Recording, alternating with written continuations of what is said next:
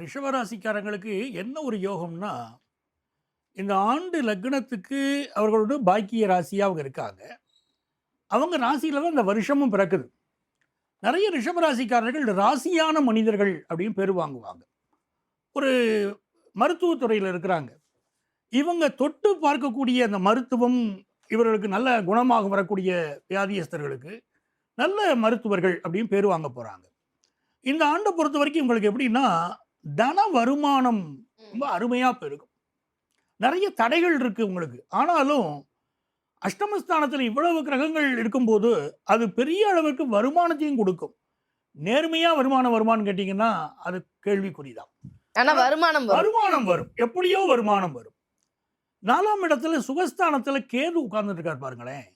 இந்த கேது பகவான் வந்து உள் ஊர்ல இவங்கள வாழ விட மாட்டார். இடம் விட்டு இடம் மாறுதல் அப்படிங்கிற ஒரு சூழ்நிலை ரிஷபராசிக்காரர்களுக்கு பலருக்கு ஏற்படும். நீங்க கேட்குறீங்க வெளிநாடுகள் விஷயத்துல ஐயா அழகா சொன்னாங்க. இப்போ நம்ம எல்லாருமே சொல்ல வேண்டியது அமெரிக்க தேசம். அங்க இருக்கக்கூடிய விசா கட்டுப்பாடுகள் அப்படிங்கிறது மிக அதிகமாக ஆகக்கூடிய ஒரு சூழல் தான் இப்பவும் நிலவும். அப்படி இருக்கக்கூடிய காலகட்டத்தில் இவர்கள் வந்து ஒரு ஆஸ்திரேலியா போகிறது, கனடா போகிறது அப்படின்னு தன்னுடைய ஜாகையை மாற்றிக்கொள்ளக்கூடிய ஒரு அமைப்புகள் ரிஷபராசிக்காரர்களுக்கு உண்டு. வெளிநாடுகளுக்கு இப்படி போகக்கூடிய அமைப்பு. அதே நேரத்தில் வாழக்கூடிய வீடு இருக்கு பாருங்க. அந்த வீடெல்லாம் நல்ல ஒரு ரிப்பேர் ஒர்க் இருக்குன்னா பார்த்து இப்போ சரி பண்ணிடணும்.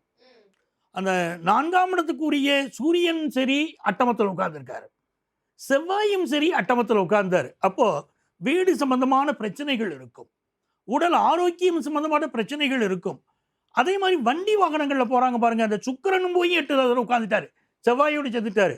அப்போ ஒரு ஆக்சிடென்ட் ஆகிறதுக்கும் வாய்ப்பு இருக்கு, நெருப்பு விபத்துக்களுக்கும் வாய்ப்பு இருக்கு. இதெல்லாம் இவங்க கொஞ்சம் எங்கே இருந்தாலும், இடம் மாறி போனாலும் சரி, சொந்த ஊர்ல இருந்தாலும் சரி, ரொம்ப கவனமா இருந்துக்கிட வேண்டிய ஒரு அமைப்புல அவங்க இருக்காங்க. இடமாற்றம் இருக்குமா, நிறைய பேர் இடமாற்றம் செய்ய வேண்டிய ஒரு ஆண்டாக இந்த ஆண்டு இருக்கும். என்ன யோகம், சனி பகவான் உட்கார்ந்துருக்காரு லாபத்துல.